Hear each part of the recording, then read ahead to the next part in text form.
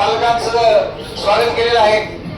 तरी इथंच न थांबता एवढंच न थांबता त्यांनी चांगल्या पदवीसाठी पुढे प्रयत्न करावा आणि परीक्षा देऊन चांगल्या पदावर जावं ही आमची अपेक्षा आहे. सर्वांची म्हणजे काय ईश्वरचरणी प्रार्थना आहे.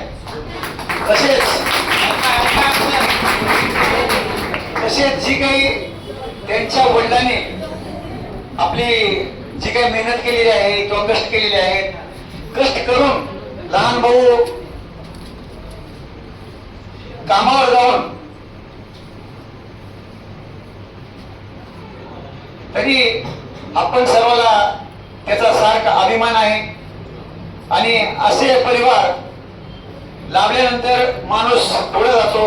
तरी आपण सर्वांनी पण याचा अनुग्रह घेऊन चांगल्या पद्धतीने अभ्यास करावा आणि याच पद्धतीने तुमचा आपण सत्कार केला जाईल. आज ग्राउंडवर होणार होता, या पावसामुळे आपण या ठिकाणी हॉलमध्ये करत आहोत. तरी त्यांचं पालकाचं बी तेवढं आई वडिलांचं कौतुक करावं तेवढं कमी आहे. कष्ट करून याला पैसे पुरवणं किंवा एवढे दिवस ठेवणं सिटीमध्ये, ती तुम्हाला ज्यावेळेस कळल, तुम्ही जेव्हा पालक बनतात त्यावेळेस कळल कोणत्या पद्धतीने पैसा कमावला जातो, किती कष्ट लागते. तरी आपण सर्वांनी याचं हे भान ठेवावं आणि चांगल्या पद्धतीने अभ्यास करून आपण पण जास्तीत जास्त मुली असोत किंवा मुलं असोत, आपण पण प्रयत्न करून कोणत्याही डिपार्टमेंट मध्ये सर्व्हिस असणं गरजेचं आहे.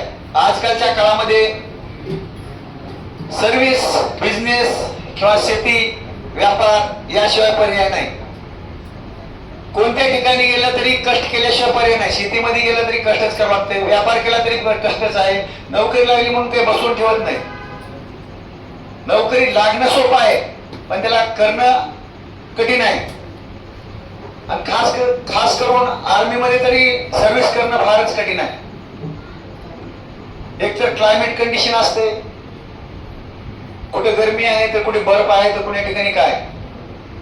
बाकी डिपार्टमेंट मध्ये पण अधिकाऱ्याचा वरून दबाव असतो आणि त्यातून नोकरी करणं किंवा आपली प्रगती करणं मेहनतीशिवाय पर्याय नाही. तुमच्यामध्ये जर टॅलेंट असलं तर कुठेही माणूस कमी पडत नाही. तरी आपण सर्वांना माझं सांगणं आहे की चांगल्या पद्धतीने अभ्यास करा, चांगलं राहा, इमानदार राहा. ज्यावेळी डिपार्टमेंट मध्ये, पोलीस डिपार्टमेंट असो किंवा कोणतेही डिपार्टमेंट असो, आपली इमानदारी सर्वात महत्वाची आहे. जी माणूस इमानदार आहे ते अमीर असो किंवा गरीब असो, त्याला चांगल्याच नजरेनं बघितलं जातं. ज्याच्यापाशी इमानदारी नाही त्याचं काहीच नाही. कितीतरी काही कमवलं ते काय बरोबर घेऊन जाणार नाही, वर चिल्लर मिळत नाही. इथून कितीतरी गटोड बांधून घेऊन गेला पैशाचा तर वर हिसाब त्याला चिल्लर मिळत नाही पैशाचं. त्यामुळे काय आपण इथेच घेऊन जाणार आहोत याचं भान ठेवायला पाहिजे सर्वांनी. आणि चांगलं म्हणजे चांगल्या पद्धतीनं जी काही चांगले व्यक्ती आहेत त्याच्याबरोबर मिळून आपण अभ्यास करून चांगल्या मार्गाने जावं ही अपेक्षा आहे.